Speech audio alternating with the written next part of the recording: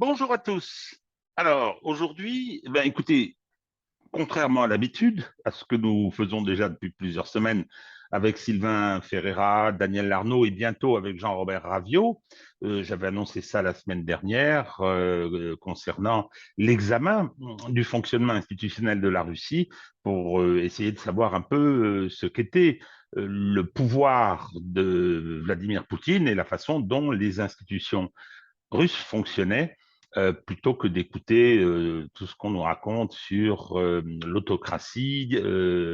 autocratie dominée par un grand malade. Bon, donc aujourd'hui, je souhaiterais vous entretenir de d'un sujet différent qui est plus connoté, vu du droit, bien sûr, hein, puisqu'il s'agit de questions juridiques, hein, sur lesquelles j'interviens régulièrement et depuis très longtemps, hein, puisque c'est le propre de ce blog et désormais de cette petite web TV de parler à partir du lieu d'énonciation qui est le droit.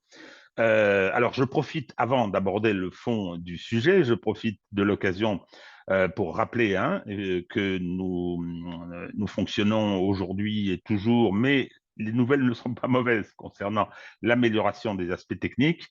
Nous fonctionnons toujours de façon assez rustique, donc je demande à la fois l'indulgence et puis pour ceux qui ont envie de nous aider, la participation à la petite cagnotte Tipeee dont on trouvera les coordonnées dans la description et qui devrait nous permettre d'améliorer tout ça, de rendre tout ça plus attractif, sachant que le contenu, il sera toujours celui, la ligne éditoriale hein, de notre web TV, la ligne éditoriale de ce blog, c'est-à-dire la réinformation. Alors, aujourd'hui, la réinformation, elle va porter sur les questions posées par l'autodéfense, les questions qui viennent dans l'actualité de façon très vive.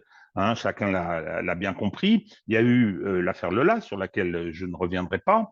Et puis, il y a eu d'autres affaires depuis quelques jours qui montrent que la défiance vis-à-vis du fonctionnement de la police et de la justice, cette défiance était en train de nourrir une réaction hein, dans l'opinion publique française, dans la population française, dans les couches populaires françaises, une réaction qui s'exprime par certaines initiatives d'autodéfense, d'autojustice, etc., et le soutien que ces initiatives, que ces faits obtiennent de la part de l'opinion publique. Hein. Ce sont les deux questions hein, qui sont très importantes. Il y a le phénomène, la violence qui s'exprime, hein, avec un sentiment de ne plus être protégé par l'État, et ensuite le fait que ces débordements, parce que ce sont des débordements, soient massivement, et c'est impressionnant, soutenus par l'opinion publique. Et je dirais que ce soutien ferait bien d'interpeller tous ceux qui viennent sur les plateaux ou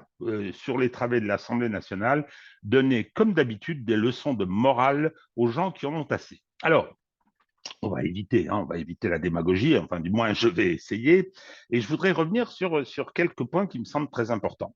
Alors on entend beaucoup parler sur les réseaux, oui c'est l'état de droit, j'ai entendu Monsieur Bruce Toussaint donner des leçons euh, au père de famille, le père de cette petite fille qui a été l'objet d'une agression sexuelle chez elle à 6 ans.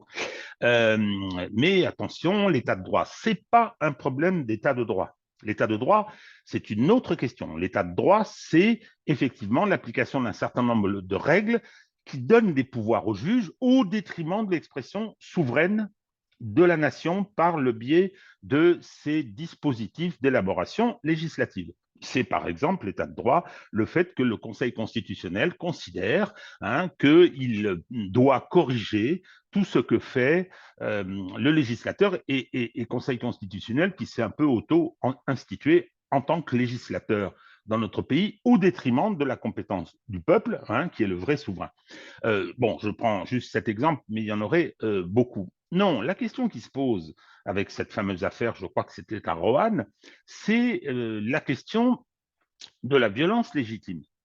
Pourquoi il ne faut pas que les citoyens eux-mêmes hein, se mettent à faire la justice, à faire la police, à faire la justice au travers de la punition. Hein. Je crois que l'auteur de l'agression sexuelle a été roué de coups. Ce n'est pas les détails hein, de ce qui s'est produit qui sont importants, c'est le fait que, effectivement, les particuliers se sont substitués à l'État. Et ils se sont substitués sur deux terrains. Le premier terrain, c'est celui de la police. Ce sont les citoyens qui ont arrêté l'auteur. Hein, et si j'ai bien compris leur témoignage, c'est parce que la police n'avait pas bougé hein, et qu'on allait peut-être vers une récidive. Et puis, deuxièmement, ils ont puni l'agresseur. Hein, et ça, normalement, c'est le travail de la justice. C'est la violence légitime. Hein. La police a le pouvoir sur les corps, elle peut arrêter les gens, elle les défère à la justice, et ensuite la justice les punit, elle peut les envoyer en prison, hein, les envoyer pendant 15 ans entre quatre murs, s'il n'y a pas de violence, qu'est-ce qu'on peut dire hein. Bon. Donc, cette violence légitime a été déléguée par le souverain, et en l'occurrence aujourd'hui le peuple, a été déléguée à l'État. C'est l'État qui en dispose, hein, et les citoyens lui ont délégué cette compétence. Donc, les citoyens ne portent plus d'armes, ne peuvent pas commettre de violence, hein, de violence punitive comme je viens de les décrire. Non, non, les citoyens s'en remettent à l'État. Mais la contrepartie de l'usage par l'État de ce monopole de la violence légitime, parce que c'est un monopole, hein, eh bien, la contrepartie, c'est de protéger les citoyens.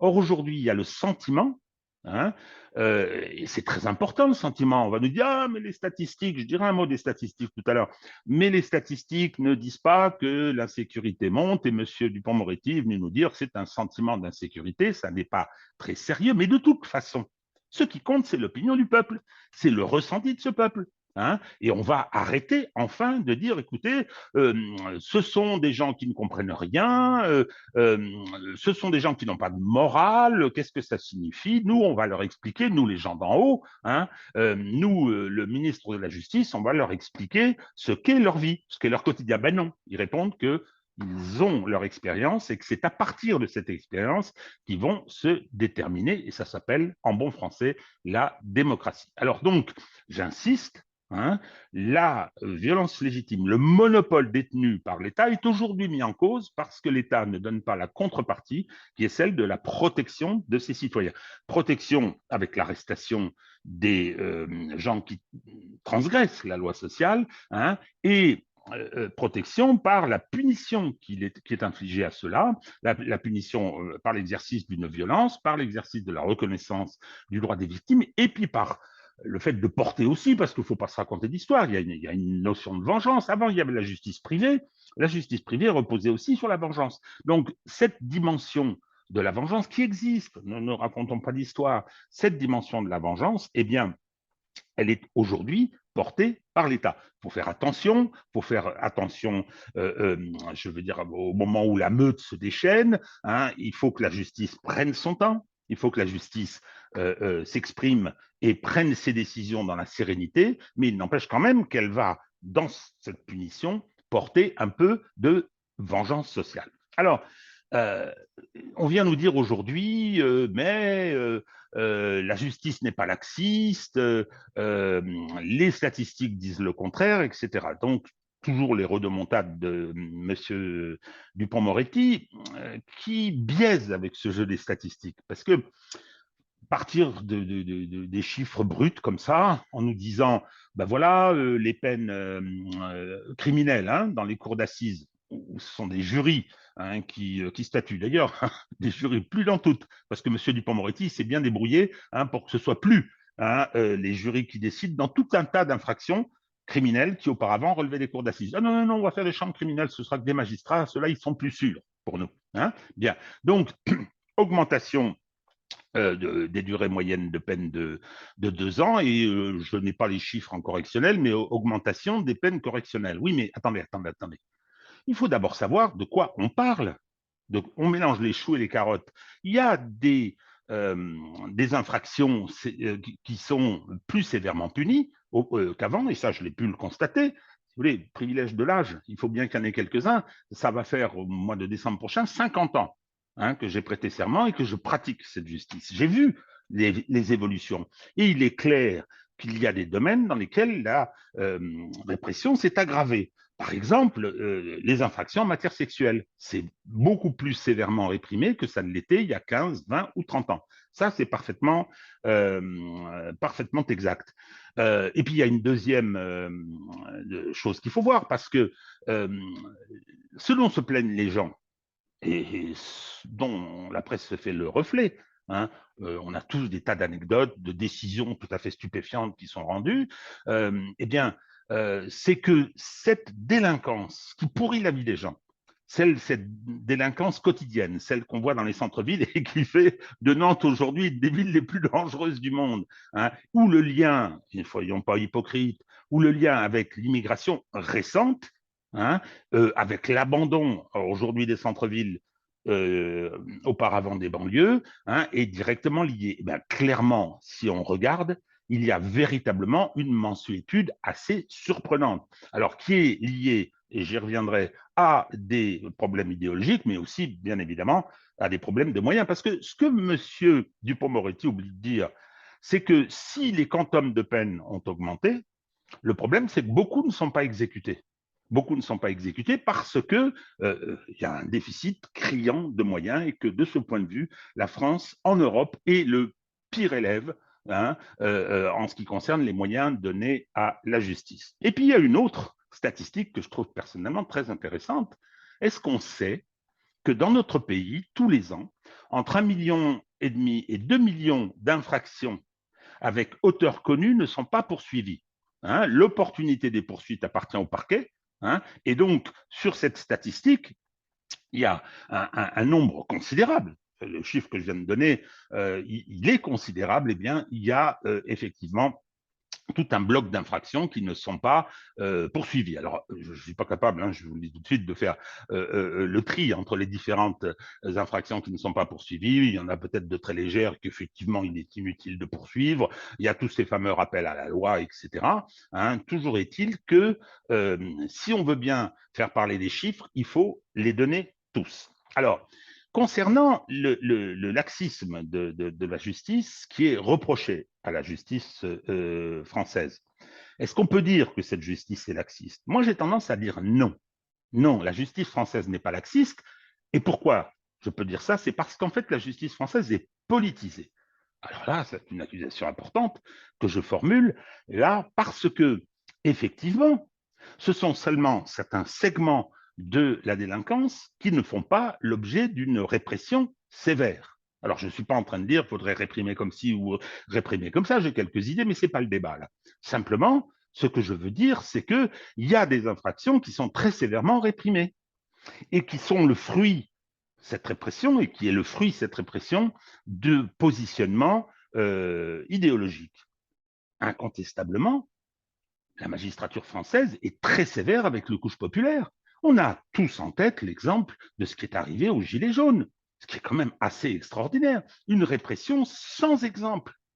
Depuis la guerre d'Algérie, hein, d'un grand mouvement populaire, des centaines de peines de prison ferme pour des primo-délinquants. Il y avait deux caractéristiques hein, qui étaient dans cette répression. Il y a eu d'abord la couverture des violences policières. Il y a eu très peu de poursuites et c'est uniquement quand c'était obligé. Moi, ça a été mon expérience. Il ne faut pas qu'on vienne m'expliquer ce qui s'est passé. Et puis, j'invite de nouveau à lire mon livre hein, où il y a effectivement tout un développement autour de cette question de la répression des Gilets jaunes. On a protégé les policiers éborgneurs et amputeurs, hein, et on a ensuite très lourdement puni ceux qui avaient l'heure de s'opposer hein, à effectivement des situations socialement insupportables. Alors, oui, c'est un choix politique, parce que quand on voit comment ça s'est passé hein, vis-à-vis, par exemple, de l'élection d'Emmanuel Macron, ou aujourd'hui venir dire que la magistrature, parce que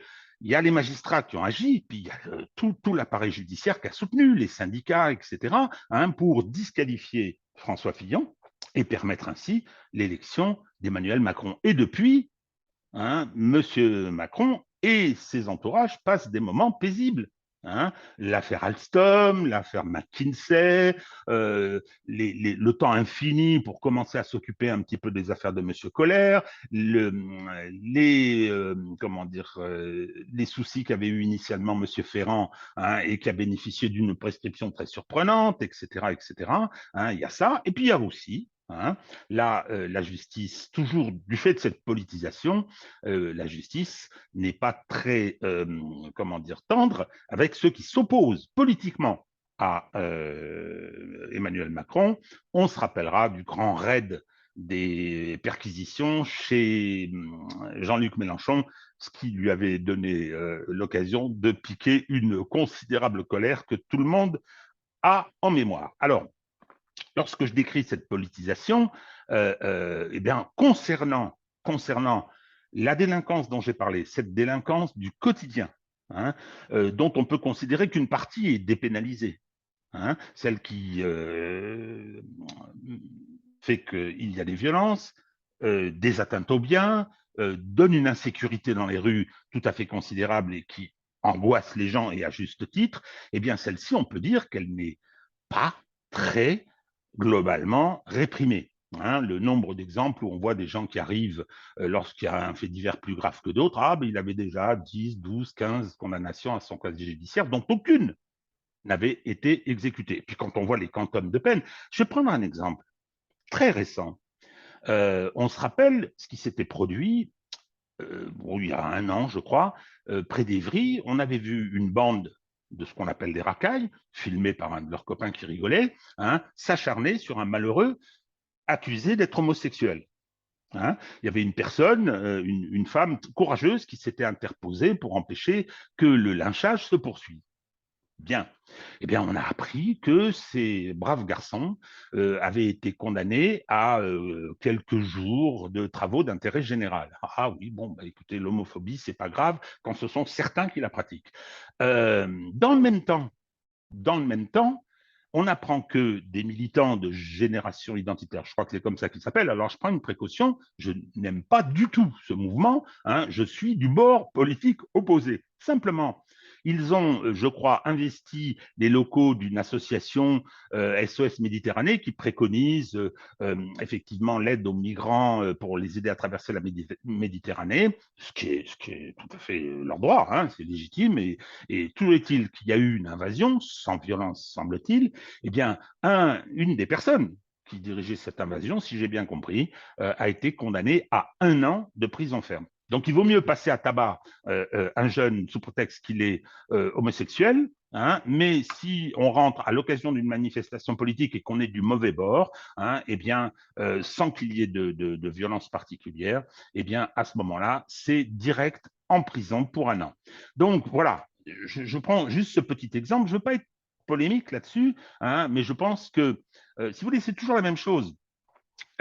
Lorsque j'ai publié mon livre, je veux dire que j'ai été très peu réfuté. C'est-à-dire que certains ont dit, s'ils sont collés, ils sont venus, ah ben non, c'est lui qui est politisé. Très bien, mais venir réfuter, il faisait 600 pages ce livre, il fait toujours 600 pages, donc venir réfuter ce qui était avancé, il n'y a pas eu grand monde. Hein. Donc moi, je ne demande qu'une chose, c'est qu'on me réfute, qu'on me dise, mais pas du tout, les jeunes homophobes ont été lourdement condamnés et la manifestation, certes abusive, des générations identitaires, c'est une sanction pleine de mansuétude. Je pense que ce ne serait pas très sérieux. Alors pourquoi est-ce que je peux être sur cette position et prétendre qu'on est en présence d'une politisation du corps de la justice?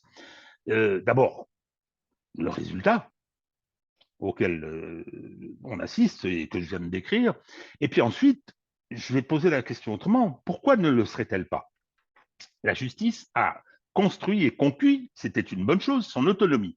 Elle a réclamé son indépendance, mais le paradoxe, c'est que cette indépendance lui a permis d'abandonner l'objectif principal qui est l'impartialité. La justice est rendue au nom du peuple français, donc la moindre des choses, hein, c'est de se déterminer par rapport à ce que pense et ce que veut le peuple français. Et je ne dis pas qu'il faut céder à la clameur, du tout, pas du tout. Je dis simplement qu'il faut se définir et se déterminer et en étant impartial.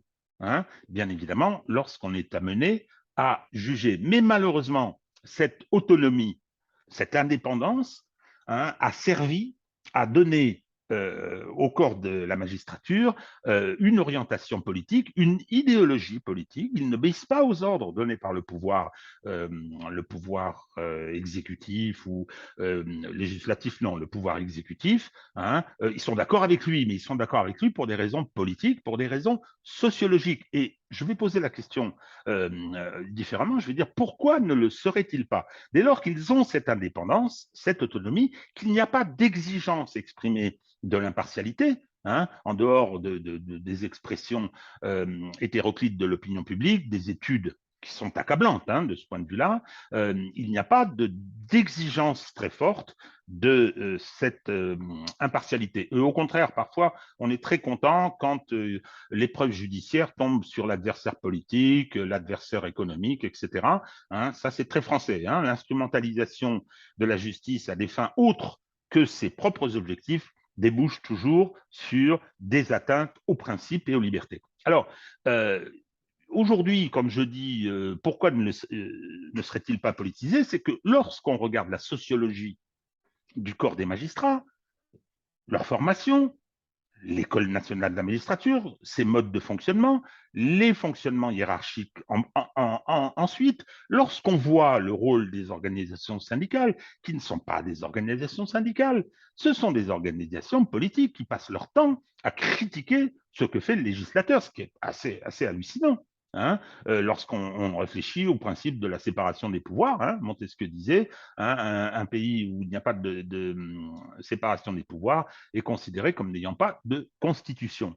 Donc aujourd'hui, cette situation est quand même très problématique. Et lorsque on accuse la justice d'être laxiste, il faut faire attention à la formulation.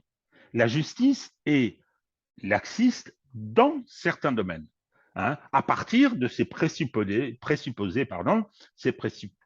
idéologiques, elle va se déterminer et se définir en fonction de ça. Et l'anecdote dont je parlais, c'est-à-dire la condamnation des gens de génération identitaire et la faible condamnation des jeunes homophobes, témoignent de ce mode de fonctionnement. Et d'ailleurs, on le voit bien, je vais rester sur ce qui s'est produit ces jours-ci. Je ne sais pas qui est le père qui a été l'auteur des violences, etc. Mais j'ai vu intervenir le procureur qui est venu nous expliquer très longuement la situation de la personne lourdement soupçonnée d'agression sexuelle sur une enfant de 6 ans en pénétrant dans son domicile. Excusez du peu. Imaginons le traumatisme de la petite, imaginons le traumatisme de la mère qui est tombée sur lui, et aujourd'hui, on nous décrit en long, en large et en travers ce qu'il a subi. J'espère